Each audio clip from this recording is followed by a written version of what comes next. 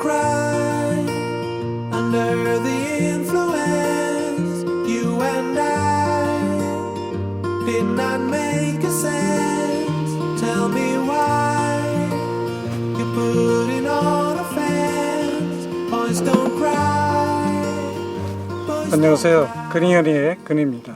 자, 오늘 영상에서는 파워뱅크를 어떻게 사용하는지 그 방법에 대해서 한번 소개를 해드리려고 하는데요. 많은 분들이 큰 용량의 파워뱅크를 매립형으로 많이 쓰고 계시는 걸로 알고 있습니다. 그래서 이번 영상에서는 제가 파워뱅크를 쓰는 방법, 그리고 파워뱅크를 충전하는 방법, 그런 거에 대해서 소소하게 이야기를 영상에 담아보려고 합니다. 자, 여기 보시는 것처럼 저는 파워뱅크를 두 가지를 사용을 합니다. 여기서 보시는 바와 같이 두 가지의 파워뱅크가 있지만 저는 파워뱅크를 매립하지 않고 사용을 하고 있는데요. 자, 첫 번째로 파워뱅크를 매립하지 않는 그 이유에 대해서 말씀을 드리면, 저 같은 경우는 주로 이제 1박 2일 정도의 캠핑과 차박을 즐겨 하고 있습니다.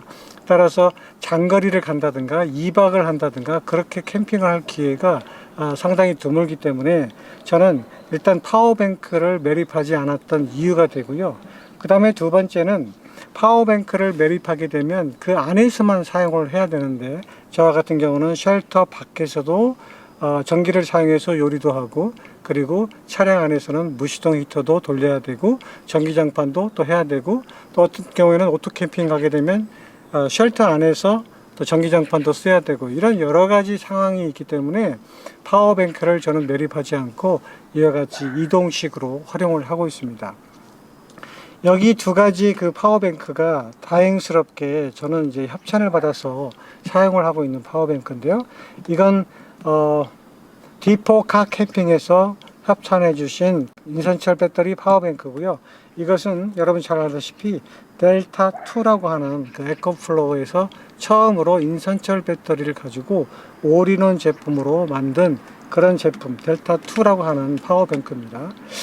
D4카 캠핑에서 협찬해 주신 이 인산철 배터리는 주로 어떤 용도로 사용하냐면, 그 무시동 히터를 가동을 하거나, 그리고 일반적인 가전용품을 충전하거나, 배터리, 그리고 카메라, 그리고 드론, 이런 것들을 충전할 때 주로 이 12V형 인산철 배터리를 사용을 하고요.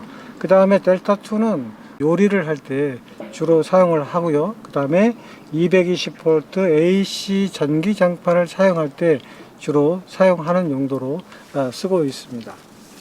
자, 이동식 파워뱅크를 저는 사용을 하기 때문에 가장 큰 문제가 되는 것은 충전이라는 것이 큰 문제가 되죠. 자, 일단 델타2는 여러분 잘 아시다시피 1시간 이내에 AC 220V로 80% 이상이 충전이 되는 굉장히 급속 충전이 되는 좋은 제품이에요.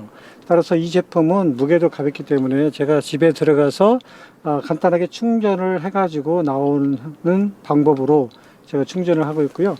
문제는 이 140A짜리 인산철 배터리는 크기는 작지만 무게가 상당히 무거워요. 그래서 일반적으로 많은 사람들이 주행 충전기를 활용을 해서 배터리를 충전하는 그런 방법을 쓰고 있는데, 저 같은 경우는 주행 충전기를 제가 달지 않고 간단한 주행 충전기를 사용을 하고 있습니다. 그래서 오늘 이 시간에 그 주행 충전기를 여러분에게 한번 소개를 해드리고 싶어요.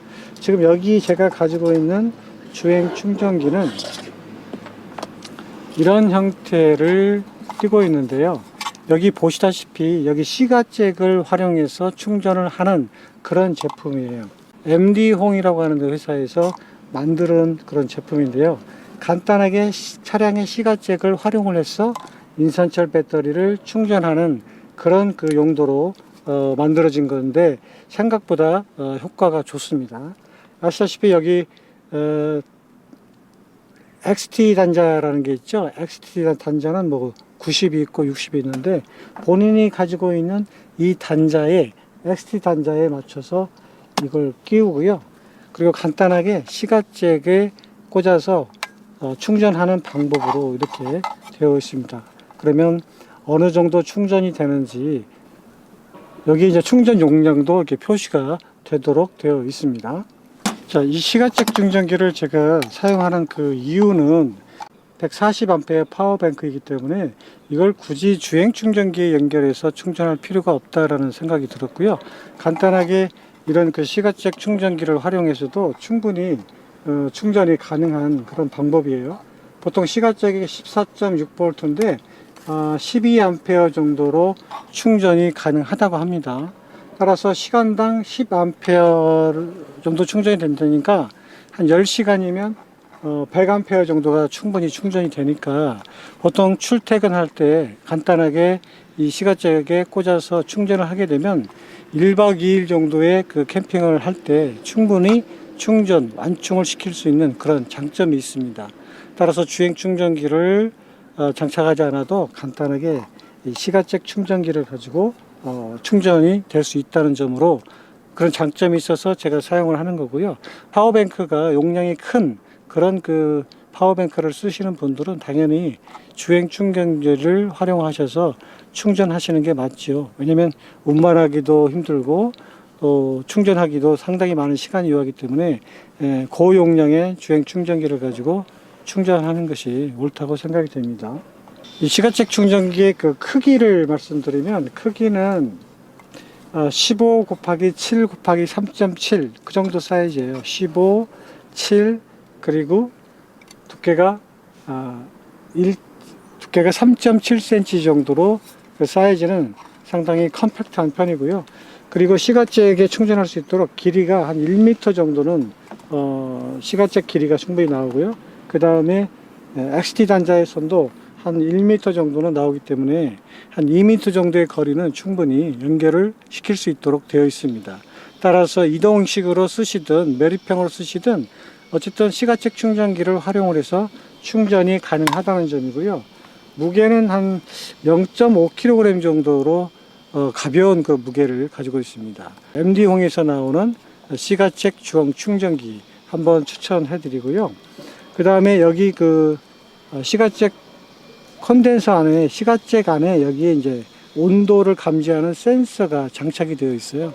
그래서 온도에 따라서 과열이 되게 되면 충전되는 암페어가 좀씩 떨어지고 그 다음에 과열이 되지 않고 이게 차가워지면 다시 충전량이 늘어나고 이렇게 온도 센서가 감지되어 있어서 과열 방지도 되고 또 여러모로 그 충전량을 스스로 조절할 수 있다는 장점도 가지고 있습니다. 자, 이번 영상에서 제가 가지고 있는 그 파워뱅크를 어떻게 활용하는지 또 그리고 시가책 충전기를 가지고 어떻게 충전하는지 그 방법에 대해서 설명을 드렸습니다. 혹시라도 이 파워뱅크를 갖고 계시는 분들에게 좋은 꿀팁이 되었으면 하는 바람으로 영상에 남겼습니다. 다음 영상에서 다시 찾아뵙도록 하겠습니다. 안녕히 계세요.